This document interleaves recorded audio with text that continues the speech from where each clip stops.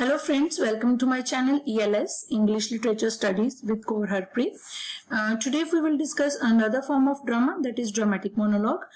Friends, those who are on my channel for the first time, let me tell you that I've started a series, what is drama and what are the different forms of drama. And till now I've already discussed I have discussed 8 types of drama and 3 are left, and today I'm going to discuss the dramatic monologue. If you're interested, you can check that playlist, and there is another playlist, what is poetry and different forms of poetry. If you're interested, you can check that playlist also. So let's get started with dramatic monologue. That is our topic. Dramatic monologue. It is an extended uninterrupted speech by a single person. Actually, monologue is presented by a single character, most often to express their mental thoughts aloud, though sometimes also to directly address another character or the audience, right? And when this speech is directed to another person, it is called as monologue.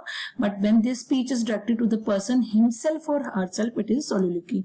I've already discussed these, what are the differences between dramatic monologue and soliloquy. I have already discussed. I will try to find out its link, and that will be provided in the description box, right? Then it is common in both dramatic monologue. It is common in both drama and written fiction, right? Next is, now we will discuss it in detail, dramatic monologue.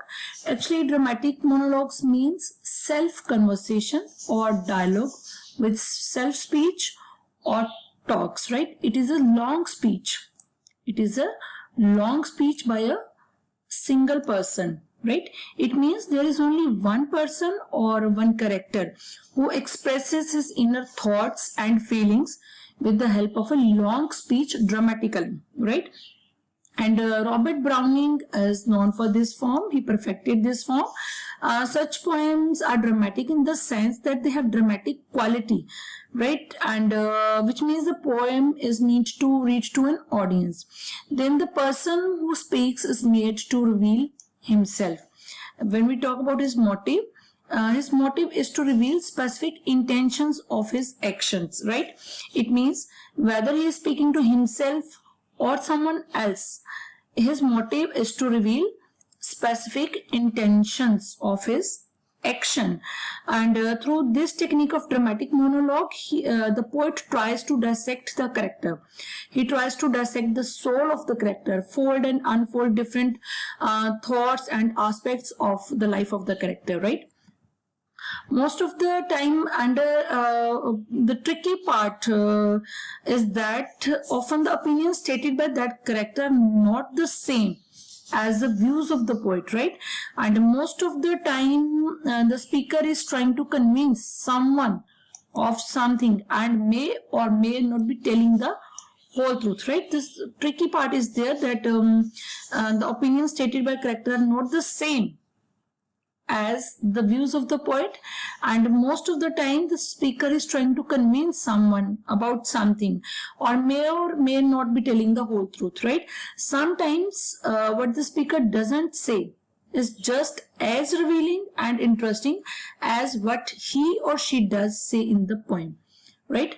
Robert Browning is considered to be the perfecter of this poem, and other poets who wrote one or more dramatic monologue are Tennyson, then Elizabeth Browning, Matthew Arnold, Daisy Rossetti, Christina Rossetti, right?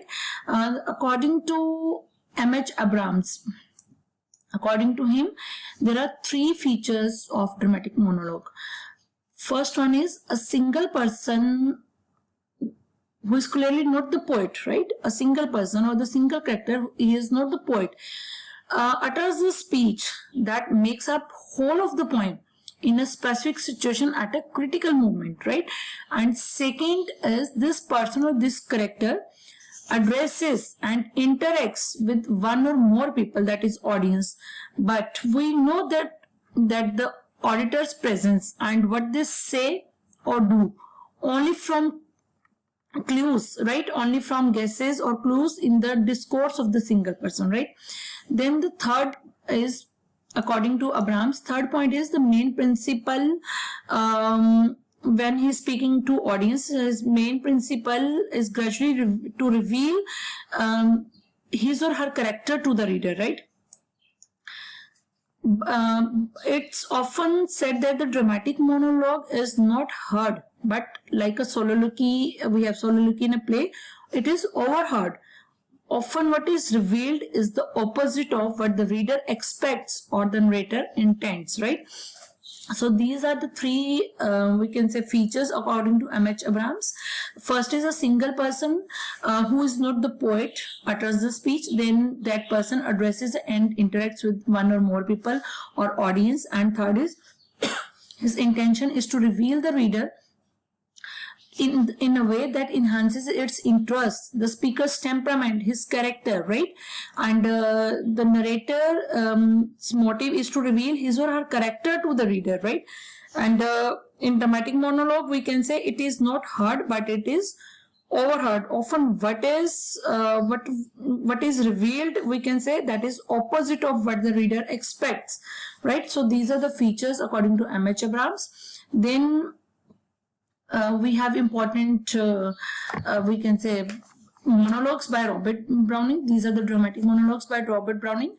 The bishop orders his storm. Then we have Porphyria's Lover, which is one of, we can say, Robert Browning's first great poem, which was published in 1836. It was published in 1836, right? And when the poet was still in his mid-20s. One of, we can say, Browning's this is one of his most disturbing poem, which is spoken by a murderer, a man who strangles his lover with her own hair. It was, Porphyria's Lover was also one of his earliest experiments in the dramatic, right, form, which he developed with the help of, we can say, Tennyson, right? Then we have third soliloquy of the Spanish cloister, in which a monk grumbles against his fellow monk, right? Then we have My Last Duchess, which is, we can say, is one of the best illustrations of his psychological analysis, which can be seen in the depiction of the Duke in this My Last Duchess. Then we have Fra Lippo, Andrea del Sarto, Ravi Ben Ezra, The Last Ride Together. These are the famous dramatic monologues by Robert Browning, right? Secondly, we have Alfred Lord Tennyson, and when we talk about Tennyson, we have Ulysses, which is very famous dramatic monologue. It is a poem in which there is one imaginary speaker addressing an imaginary audience. That is why it comes in, or it falls into the category of dramatic monologue, and it is written in blank verse. It has 4 paragraph-like sections, right? When we talk about Ulysses, when we talk about line from 1 to 5, Ulysses expresses his dissatisfaction with his position, right? And when we talk about lines 6 to 7, someday I will discuss Ulysses in detail. I just telling you whatever comes into my mind about this, that when we talk about afterwards lines, that is 6th and 7th, he announces his determination to quit and move on, whatever adventure he might find, right? Then his passion, we can say his passion was an adventure. He experienced extreme happiness and extreme sufferings with his companions, also in isolation, that is on land and even on sea, right? Then we have his another work, Tithonus. These works are to be discussed in detail someday, right? Tithonus is generally, we can say, it is considered as a dramatic monologue, as it fits within the standard definition of the genre, right? And it is a poem spoken by a first person written within, we can say, indefinite addresses or to a audience, right? Then we have Locksley Hall by Tennyson. So friends, this is all about today's video, that is on dramatic monologue. I hope you will like the content, and if you like it, please hit the like button, share and subscribe my channel, and if you are new to my channel, please hit the bell button so that you can get notifications for my upcoming videos. Thanks a lot for watching.